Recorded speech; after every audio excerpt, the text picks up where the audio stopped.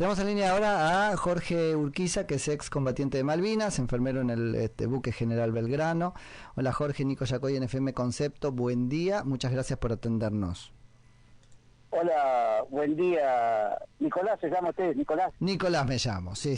Ah, bueno, muchísimo gusto en escucharlo y muchísimas gracias por la nota de el otro Nicolás, que viene a ser del otro Nicolás que hace las veces de productor, tal cual. Acá nos llamamos... productor, que es el productor. Eso mismo. Porque es de la familia. Eso mismo, Nicolás Médica. Así es la cosa. Es de la familia. Acá todos nos llamamos Nicolás. Muchísimas gracias. Muchísimas gracias por la invitación, muchísimas gracias y tengan ustedes muy buenos días. Jorge, ¿cómo anda? Contanos un poco, bueno, tu vivencia puntual fue en el buque General Belgrano. Si bien hoy se conmemora la Operación Rosario, 2 de abril, el principio de esta historia. Exactamente. Vos la viviste en el buque General Belgrano. Exactamente, sí.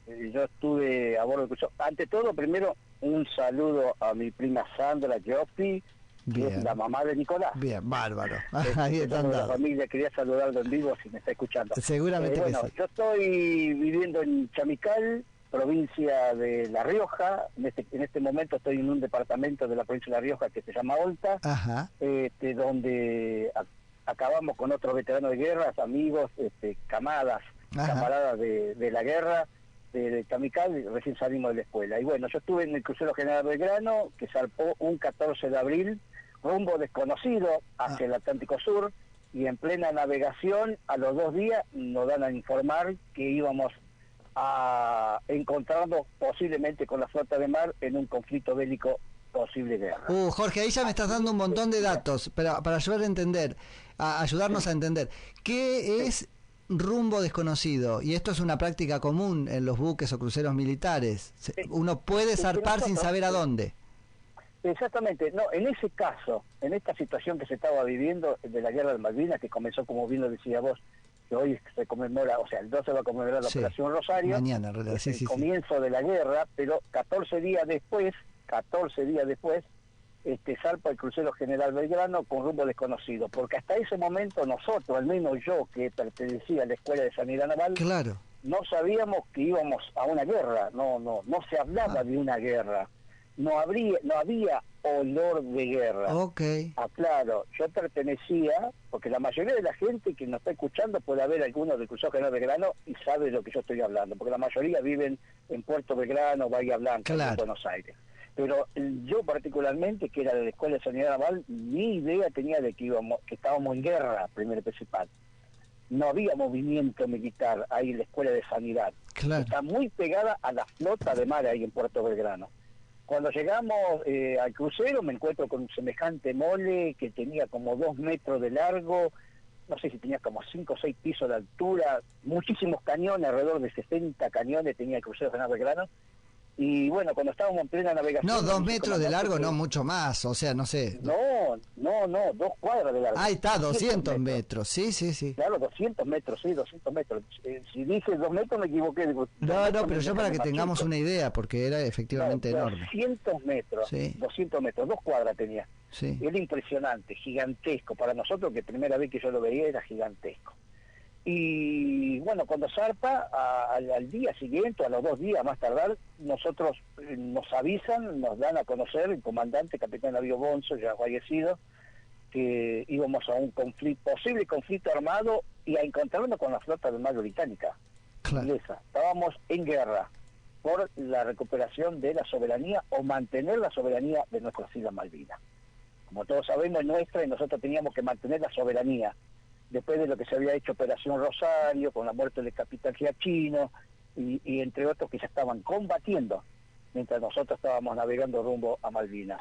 Y el 2 de mayo, en plena navegación fuera de la zona de exclusión, es atacado el crucero General Belgrano y es hundido, donde en ese ataque mueren 323 marinos. 323 marinos que... redunda en más de la mitad de los muertos totales en la guerra del lado argentino. Exactamente, como bien lo dice usted, con solo ataque del crucero General Belgrano casi supera los muertos en total de los que dieron la vida en Malvinas, que fueron 649. Sí, 649. Mirá. Muchísima gente, sí, muchísima gente. No se pudo defender, no nos pudimos defender porque el ataque es como si fuera de espalda.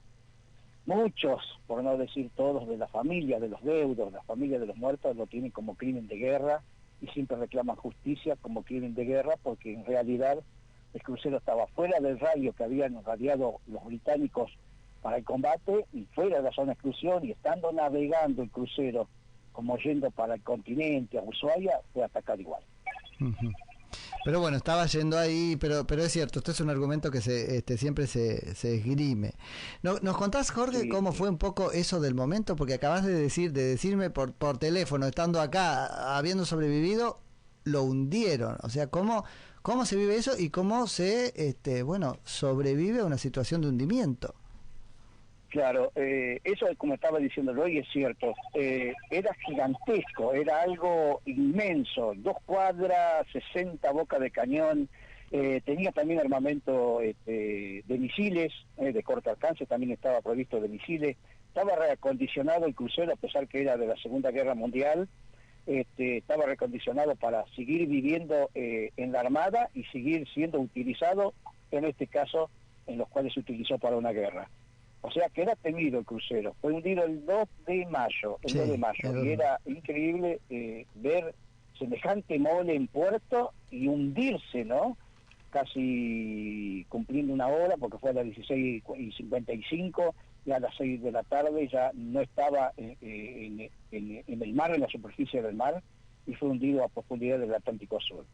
Mirá qué rápido para un hundimiento es eso, ¿no? La verdad que sí. Aparte de ser rápido, el crucero no se llevó ninguna balsa, como se ven en las películas que lamentablemente ha vivido esto del Titanic. Sí. Ha chupado gente, que se formó la forma de función como remolinos, se los traga. El crucero no ha hecho eso.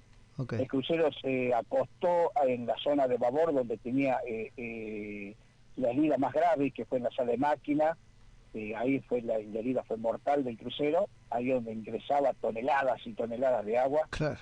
Bueno, casi a la hora que fue hundido, ninguna balsa se llevó el crucero General Belgrano al fondo del mar. Eso lo he visto yo con mis propios ojos, y lo más doloroso de esto que, se hundió con el pabellón puesto. Claro. Pero hay un dicho dentro de la jerga de la Armada: irse a pique antes de rendir el pabellón. Sí, eso claro. Lo ha hecho el crucero General Belgrano. Mirá, qué impresionante. Cantábamos el himno nacional, me acuerdo que cantábamos el himno nacional en las balsas mientras hundía, a los gritos, a los llantos, impotencia, insultábamos a todo, una impotencia tremenda, porque nosotros estábamos en la balsa, que ya habíamos salido del crucero, lo habíamos abandonado por orden del comandante, aparte ya se hundía el crucero, sin saberlo fehacientemente todavía, sabíamos que estaba muy escorado, a babor, así como estaba volcado, acostado, pero claro. No que se iba a hundir, claro, pero no que se iba a hundir, en ningún momento, ni en navegación menos, pensábamos que semejante ciudad flotante, se iba a hundir.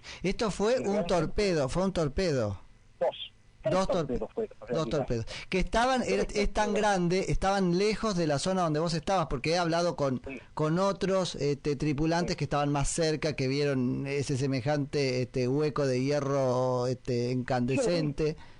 Sí, lo vi. Casi 32 metros de proa la arrancó limpita, con la ametralladora que estaban en la punta antiaérea, la arrancó limpita toda la proa. Era un buque acorazado. Poderoso, temido por los ingleses, por eso habían ordenado de que donde lo tuvieran a la vista lo hundieran, fuese como fuese que lo hundieran. Y eso es cierto, el agujero más grande, yo recuerdo el sonido, ya como lo tengo tan en la memoria el sonido, que el agua que ingresaba al crucero en una velocidad incalculable, o sea que lo iba hundiendo el crucero, era como el ruido de las cataratas del Iguazú. Mirá. Más o menos. Y salía vapor. Muchísimo vapor, y había muchísimas explosiones dentro del crucero, muchísimas. Y explosiones, mirá. Nos impresionó muchísimo, discúlpame, Nico, y otra cosa que nos impresionó muchísimo fue cuando se hundió de la zona de la superficie, que ya no se lo veía, llegué a ver hasta la quilla, llegué a ver hasta las hélices. Impresionante, nunca me imaginé que iba a haber eso significa que ha dado vuelta. Ya estaba dado vuelta, claro. Sí, ya había dado vuelta a campana, ya se estaba yendo a la profundidad del mar, pero cuando dejó de verse en la superficie, explotaba abajo. Mirá. No sé ¿Por si qué? era el fuego incandescente que al tener contacto con el agua congelada, el agua del Atlántico Sur, hacía explotar las calderas, claro. armas, si había municiones que adentro por ahí tomaron fuego y estaban explotando, pero era como un eco fantasmal, ¿viste? Como esas películas de terror. Qué impresionante. Imagínate escuchar vos sobre la balsa explosiones que va yéndose de mayor a menor, pero con eco, ¿viste? Como, no. Pero lo interpreto así como pongamos el sonido de una bomba, pum, y hacía pum, pum, pum, pum, claro. así. Y no veías, en la superficie no tenía una réplica, una repercusión en la superficie, eso. No, en el fondo del mar eran las explosiones. Claro. Del crucero. Claro. Que las balsas las levantaba, por eso, eso sí pasaba. Mirá. No, sí, las movía, sí, yo al menos la balsa que yo estuve las movía como un papel, sí. Mirá. El mar sumamente picado, con olas casi de 7, 8 metros de altura. Una paliza nos dio el mar. ¿Viste cómo son esos lavarropas antiguos de antes? Que de vuelta y vuelta, sí. Así, éramos como un corcho en el mar. No. Así nos tenía, para un lado, para otro. Por un lado, así tuvimos yo tuve 48 horas naufragando. 48 horas. La verdad que la pasamos re mal. Yo te digo Jorge, que ¿y vos? llegado un momento que yo dije, esta es la última, acá no vuelvo. No, es que eso me contaron, que fue impresionante ese tiempo a la deriva, los que llegaron a cualquier costa y los encontraron mucho tiempo después. Nico, convencido de que si no encontraba la flota de mar, claro, escondidos, no iba a atacar, iba a atacar la balsa. Yo estaba convencido, estábamos todos, aparte estábamos como un suboficial, primero que él mismo decía, estarnos preparados si es que no vamos, o a la Antártida, o nos encontramos con la flota de mar británica, porque si nos encontramos con la flota de mar británica, pues es posible que seamos atacados arriba de las balsas, porque no iban a hacer subir como prisioneros arriba de las balsas, estábamos en pleno combate, y si íbamos hacia la Antártida no íbamos a contar el cuento. Claro, esto porque me decís a la deriva, digamos, al garete, como se llama. Deriva, a la buena de Dios. Claro, la buena de Dios. Sí, todos pensamos que si la balsa se daba vuelta, si la balsa llegaba a darse vuelta, lo único que nos quedaba a nosotros es tragar agua nada más. Claro. Che, y vos, Jorge, el frío que hacía en el agua. Y primero de todo, ¿y cómo terminó esta historia? ¿Dónde fue a dar tu balsa por la gracia de Dios y cómo? Nos avistó un avión perteneciente de la Fuerza Aérea de la Marina, de la Aeronáutica, Neptune 1, si no mal me equivoco. Nos avistó y creo que a 5 o 6 horas después de cumplir las 48 horas nos viene y nos rescatan los buques británicos, los buques argentinos, sí, argentinos, que en el caso mío yo estuve a bordo de el aviso Gurruchaga, mira, en lo cual un comandante que dijo hasta que no recoja las últimas balsas de acá no se mueve. Éramos como 300 arriba del aviso Gurruchaga.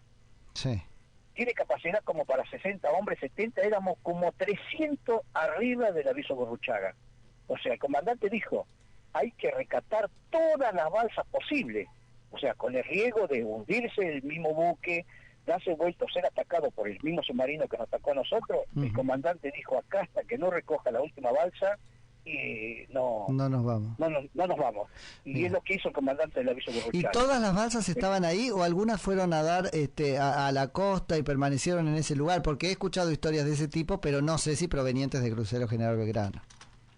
Claro, el gran naufragio de lo que fue la guerra fue del Crucero General Belgrano. Ha habido ataque a otros buques también argentinos, pero el Crucero General Belgrano fue donde se contó siempre esa historia de las balsas, ¿no? Que algunas tenían, por ejemplo, 3, 4 marinos dentro de la balsa y aparecieron congelados. Acá desde Chamical tenemos a Darío Vera, murió congelado, se lo recogió de las balsas, el aviso Gurruchaga congelado. Y en otras balsas que eran más de 20, en el caso mío éramos como 30, pudimos sobrevivir. Te cuento una anécdota que hemos vivido en la balsa. Era tanto el frío que hacía que nos orinábamos encima. Claro. O sea, que encima de la guerra, hacer guerra fue humillante. Pero porque además, mojados con hambre, la inclemencia del tiempo, los sacudones del mar, digo, muy complejo. Jorge. Sí. ¿Y vos? La verdad que la pasamos mal. Yo por eso ya te digo que yo pensé que no íbamos a regresar. Jorge, ¿vos qué preparación tenías para eso como personal civil? Porque enfermería está muy bien, pero no sos de las armas. Entonces, ¿qué preparación tenías para evacuar un barco, para estar esos días en esa situación? Claro, yo era aspirante, estaba en la carrera de suboficial, pero era aspirante todavía, no tenía jerarquía. Claro. O sea, éramos como aspirante, que, o sea, éramos soldados conscriptos con honor a aspirante. Estábamos en la escuela de sanidad, yo estaba dentro de un aula estudiando cuando entraron 3 uniformados, así, infantería de marina, y a dedo empezó a sacar gente. Me sacó a mí, a un tal Martínez Ovaldo, que aprovecho para recordarlo. Eric murió en el Belgrano, Martínez Ovaldo estaba sentado en el banco al lado mío, era compañero mío de aula. Mirá. Y Suárez, un tal Suárez. Mirá. Bueno, de los 3, uno falleció, es uno de los 323. Y de los que nosotros pudimos volver, la mayoría que pudimos volver y las que estaban sobrecargadas las balsas para mantener el calor. Por mantener el calor para la temperatura que hacía. Por eso digo que la mayoría de las balsas que se encontraban muertos, había 2, 3, 4 marinos y se los recogió congelados. Ok, o sea que la cantidad, entiendo perfecto, entiendo. Cuanto más cantidad, más obligados estamos. Sí. Y bueno, eso es lo que nos ayudó a sobrevivir. Y después la otra creencia que es la que a veces cuando necesitamos que nos ayude a alguien, nos saquen de algún problema a alguien, es a Dios. Rezar y pedir a Dios. Jorge, pedir a Dios por venir a reencontrar, salir de la que estábamos pasando, porque nosotros estábamos indefensos al enemigo, a ir a cualquier lado, no saber dónde, rumbo desconocido, no teníamos armamento, estábamos totalmente indefensos, a la buena de Dios.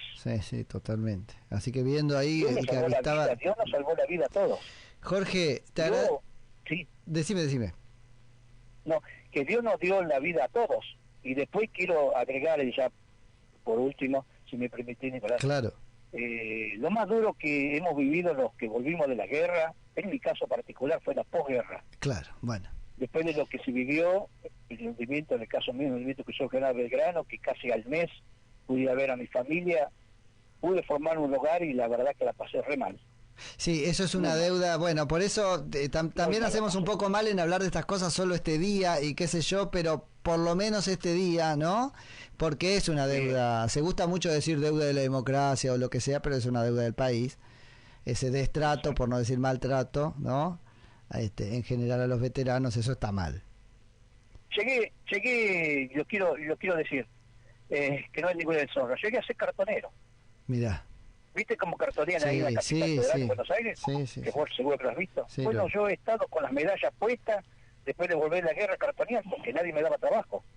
Yo ya me había recibido como enfermero, porque seguí estando en la Escuela de Sanidad Naval, me recibí, llegué a la jerarquía de suboficial, de cabo segundo enfermero, hasta cabo primero, y nadie me dio trabajo. Claro. Yo me anoté con mi currículum de enfermero en todos hospitales. Y no te lo daban por veterano de guerra. Exactamente, porque dice en el documento, en el viejo documento de entidad, dice, el causante formó parte de la actuación del crucero General Belgrano, forma parte de la Reserva Naval como veterano de guerra enfermero. Entonces, ver eso, a mí nadie me dio trabajo. Mira, en vez de ser una cosa que enorgullecía y qué sé yo, terminó siéndote un obstáculo. Lamentablemente sí. Qué impresionante, pero bueno, eso habla más de nosotros como sociedad. Sí. Nico, yo te cuento mi vivencia. Yo la pasé re mal. Sí, pero todos sabemos que la mayoría. Muy mal y esa, perdona.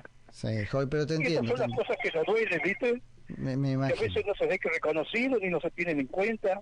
No se adeudan todavía, porque yo sé que nos adeudan. La guerra fue en el año 1982 y yo recién en el 2006 empecé a cobrar mi primera pensión. ¿Ves? Claro. Y eso es lo que nos duele a nosotros, la posguerra, que saber que no tenés que comer a veces. Y fuiste veterano de guerra y ciudadano ilustre y héroe de la patria. Y no tenías que comer, no, absolutamente. Eso es lo que más nos duele, hermano. Eso es lo que más nos duele. Que a veces no teníamos que comer en mi casa. Y estuve en una guerra. Jorge, no, es que te entiendo absolutamente, te acompaño en eso, te agradezco muchísimo que compartas no solo la historia, sino tus sensaciones, no solo el durante, también el después, y concentrate en lo entre comillas, bueno, sé que ahora habrá algunos homenajes y qué sé yo, es verdad de que con eso no se come, sí, pero concentrate en eso que me parece que hace mejor. No, recién acabo de venir a una escuela y bueno, ¿sabés qué hacen las escuelas hoy? Hoy para nosotros los veteranos nos hace sentir que estamos vivos. Bueno, que eso. valió la pena volver de la guerra. Eso. Vale la pena hoy haber vuelto de la guerra vivo, porque hoy tenemos estos homenajes, en los cuales las escuelas, siempre dije yo, la clase docente, para nosotros son nuestros mejores aliados, nuestros mejores amigos, son nuestro remedio. No digo nuestra cura, pero son nuestro remedio, nuestra calma. Todas las escuelas, todos los docentes, que siempre nos invitan. En cada rinconcito de nuestro país donde hay una escuela, de seguro que hay un veterano de guerra en estos días. Jorge, te mando un abrazo grande. Gracias, hermano, un abrazo y discúlpame para nada, discúlpame. Te agradezco. Jorge Urquiza, excombatiente en Malvinas, enfermero en el crucero General Belgrano.